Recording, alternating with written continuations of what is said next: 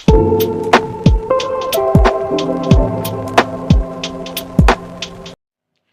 Students, welcome to Kusum classes. तो बच्चों, आज के इस वीडियो में हम करेंगे क्लास 8 की मैथ एक्सरसाइज 12.3 का क्वेश्चन फर्स्ट करेंगे। ठीक है बच्चों। तो क्वेश्चन हमारा निम्नलिखित विभाजन कीजिए। तो बच्चों, जो हमें क्वेश्चन दिया गया है उसको हमें क्या करना है, विभाजन करना, मतलब कि भाग देना है। ठीक है। हमारा यहाँ पर क्या है, 28x की 4 को हमें किससे भाग देना है, 56x से भाग देना है। ठीक है बच्चों।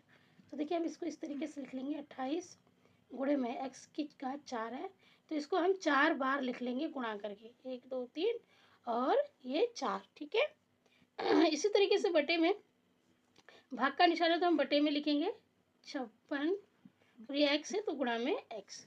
ठीक है। अब हम देखेंगे कि ये कैसे कट रहा है। ठीक है। तो बच्चों देखिए, आपने इसे चाहे तो 2 के टेबल से भी काट सकते हो और चाहो चाहो तो आप 28 के टेबल से भी कट जाएंगे। तो पहले हम ना 2 के टेबल से काट के देख लेते हैं एक बार 56 को। ठीक है। तो देखिए, ये 2 एकम 2 और 2 चौके 8। ठीक है। और फिर 2 से मैंने इसको काटा तो 2 दूनी 4 और 2 अट्ठे 16। फिर 2 सत्ते 14 और 2 एकम 2, 2 एकम 2, 2 चौके 8।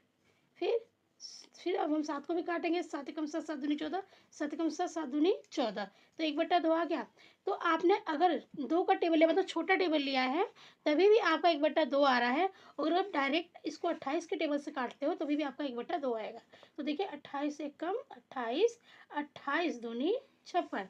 तो आप चाहे तो बच्चों डायरेक्ट 28 के टेबल से भी काट सकते हो, लेकिन कभी कभी हमें हमारे ज़्यादा नंबर के जो टेबल होते हैं हमें लर्न नहीं होते हैं, तो आप छोटे टेबल से भी काट सकते हो, 2 के टेबल का यूज़ कर सकते हो। ठीक है बच्चों। तो इस तरीके से मैंने 28 के टेबल से काटा। अब देखिए, यहाँ पर एक एक्स है तो इस एक एक्स से ये वाला एक्स मैं काट दूंगी। ठीक है। अब मेरे पास क्या बच रहा है, ये देखिए, यहाँ पर बच रहा है 1/2। ठीक है। और गुणा में एक्स कितनी बार है, 1 2 3। ये वाला एक्स है, ये वाला एक्स है और ये वाला एक्स है, तो 1 2 3, तो एक्स की 3 बच रहा है यहाँ पे। अब आप चाहो तो इसको ऐसे भी छोड़ सकते हो और चाहो तो इसको x की 3 को 1 से अगर हम गुणा करते हैं तो x की घात 3 बटे में 2, ये भी आंसर आप लिख सकते हो। ठीक है। ये दोनों ही आंसर सही हैं। तो इस तरीके से बच्चों हमारा पहले का सॉल्यूशन होगा। अब जो है हमारा सेकंड क्वेश्चन देख लीजिए। सेकंड बच्चों, ये बहुत ही आसान है, ज़्यादा टफ नहीं है, बहुत जल्दी आपको ये समझ में आ जाएगा। ठीक है। 36 - 36 y की 3 भाग में, क्वेश्चन पहले मैं लिख लेती हूँ, भाग में 9y² है। ठीक है। अब इसको हम किस प्रकार से लिखेंगे, देखिए, -36। अब y की 3 है तो गुणा में y गुणा y गुणा y। अब बटे में 9 है। ठीक है। फिर y गुणा y। ठीक है। इतना समझ में आ गया। तो अब देखिए, 9 एकम 9 और 9 चौक 36, हमने इसे 9 के टेबल से डायरेक्ट काट दिया। ठीक है। अगर आप चाहो तो 3 के टेबल से भी कट जाएगा ये, पर मैंने डायरेक्ट 9 के टेबल से काट दिया है। ठीक है। अब देखिए, एक वाई से ये एक वाई कट गया, एक वाई से ये एक वाई कट गया। ठीक है। 2 वाई से 2 वाई कट गया। अब हमारे पास क्या बचा है यहाँ पे, देखिए, ये -4 और गुणे में वाई। ठीक है।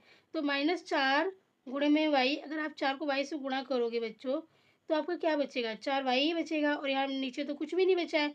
तो इसका आंसर क्या है, -4y। ठीक है बच्चों, इसका आंसर यही है, -4y।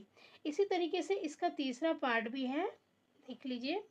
तीसरा क्वेश्चन जो है बच्चों, इसका है 66 PQ का स्क्वायर R का क्यूब भाग में 11QR²। ठीक है बच्चों, थर्ड क्वेश्चन हमारा ये वाला है। इसको भी मैं उसी प्रकार से बटे में लिख लेंगे, 66 PQ² R का 3। मैंने ये डायरेक्ट ऐसे ही लिख लिया, मैंने गुणा करके नहीं लिखा। ठीक है बच्चों। अब देखिए, यहाँ पर ये 11 है और गुणा में क्या है, Q है, Q गुणा में R की 2 है। ठीक है। अब देखिए, हम ना, आप चाहे तो इसको इस तरीके से डायरेक्ट भी लिख सकते हो और चाहे तो इस तरीके से पूरा खोल कर भी लिख सकते हो गुणा में। अब देखिए, 11 एकम 11, 11 6 66, तो 11 से तो बच्चों 6 बार में हमारा ये 66 कट गया। अब यहाँ पर देखिए, ये एक क्यू है और यहाँ पर क्यू स्क्वायर है, तो देखिए ये क्यू स्क्वायर है, क्यू गुणा क्यू। ठीक है। और बटे में यहाँ पर एक क्यू है, तो एक क्यू से अगर एक क्यू कट गया तो एक क्यू बच रहा है ना यहाँ पे, तो यहाँ पर 6 गुणा में 1 क्यूब ये वाला आ जाएगा, ठीक है। अब दूसरा देखिए, ये क्यूब हमारा कट गया, ठीक है, ये क्यूब से ये क्यूब कट गया, एक क्यूब कट गया, तो एक ही क्यूब बच रहा है जिसको मैंने यहाँ लिख लिया है। अब देखिए यहाँ पर आर की क्यूब है और यहाँ पर पी है, यहाँ पे नीचे पी नहीं है, तो पी भी हमारा नहीं कटेगा, तो हम गुणा में पी भी लिख लेंगे, ठीक है। अब यहाँ आर की 3 है, दूसरा देखिए यहाँ पे ना आर की 3 है, आर गुणा में आर बटे में आर की 2 है, आर की 2, तो एक आर से ये 2 आर है, तो 2 आर से ये 2 आर कट गया, एक आर बचा, तो उस एक आर को मैंने यहाँ लिख लिया गुणा में आर, ठीक है। अब नीचे हमारा क्या बचा है, नीचे कुछ नहीं बचा, इस क्यू से क्यू कट चुका है, इस आर की 2 से ये कट चुका है, ठीक है, यहाँ हमारा कुछ नहीं बचा, तो हमारा सिर्फ यही बच रहा है 6 क्यू पी आर, या आप इसको इस तरीके से भी लिख सकते हो 6 पी क्यू आर, ठीक है बच्चों, हमारा आंसर यही आएगा इसमें। अगर आपको इस तरीके से नहीं समझ में आया तो मैं इसको दोबारा कर देती हूँ, मैं दोबारा इसको कर देती हूँ बच्चों। देखिए ये मेरा थर्ड वाला है, ठीक है, 1 2 3 थर्ड वाला पार्ट है, मैं दोबारा इसको इसी तरीके से कर देती हूँ, मुझे लग रहा है आप कंफ्यूज हो जाओगे। देखिए 66 हो गया, फिर गुणा में पी हो गया, अब क्यू की 2 है, तो क्यू को हमने 2 बार गुणा कर दिया, फिर आर को हमने 3 बार गुणा करके लिख दिया, ठीक है।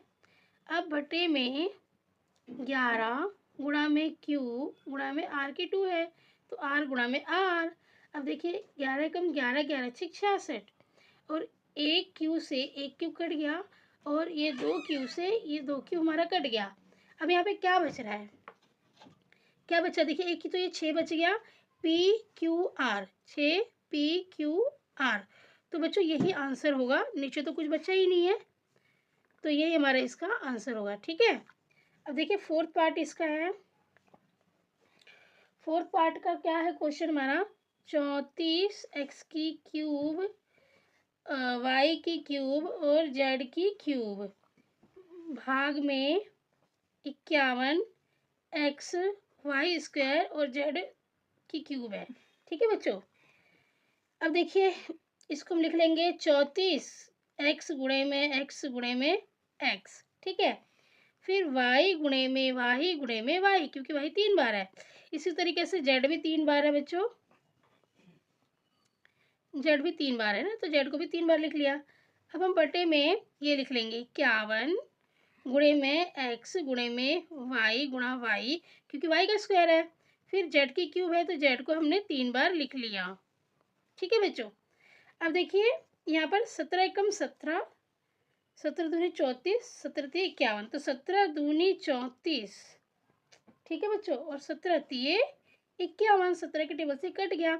अभी देखिए यहाँ पे एक एक्स से ये वाला एक एक्स कट गया, ये 2 वाई है, 2 वाई से ये 2 वाई कट गया, और ये 3 जेड है बच्चों, तो ये 3 जेड से ये 3 जेड कट गया।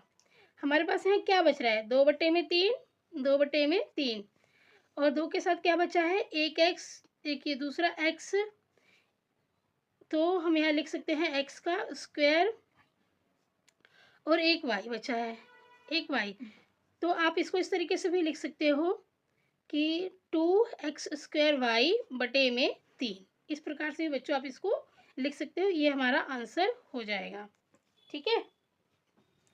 अब हम इसका फिफ्थ पार्ट बच्चों यहीं पर कर लेते हैं, ये हमारा फिफ्थ पार्ट हो जाएगा यहाँ पर, ठीक है।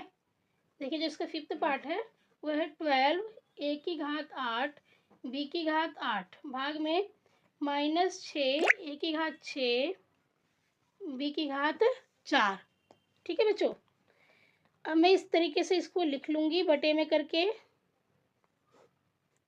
-6 a की घात 6 और b की घात 4, तो देखिए 6 एकम 6, 6 दूनी 12, अब a की घात 6 है, यहाँ पर a की घात 8 है, तो 8 में से अगर हम 6 अगर 6 अगर a की घात 6 है और a की घात 8 है, तो हम ऊपर वाला 6 a काट देंगे तो 2 ही a बचेगा ना, तो यहाँ पे 2 a बच रहा है, तो देखिए यहाँ पे हमारा कितना बचा है, 2 बचा है, और यहाँ पर कितना बच रहा है, 2 बच रहा है, a की घात 2 बच रहा है, ठीक है, अगर हम 6 से काटते हैं इसको तो, और b की घात 4 है, b की घात 8 है, तो इस b की घात 4 से अगर हम ये 8 काट देंगे तो यहाँ पे 4 बचेगा, ठीक है, तो यहाँ पे हमारा क्या बच रहा है, नीचे तो कुछ नहीं बचा, तो ये माइनस ऊपर चला जाएगा, तो ये -2 हो जाएगा।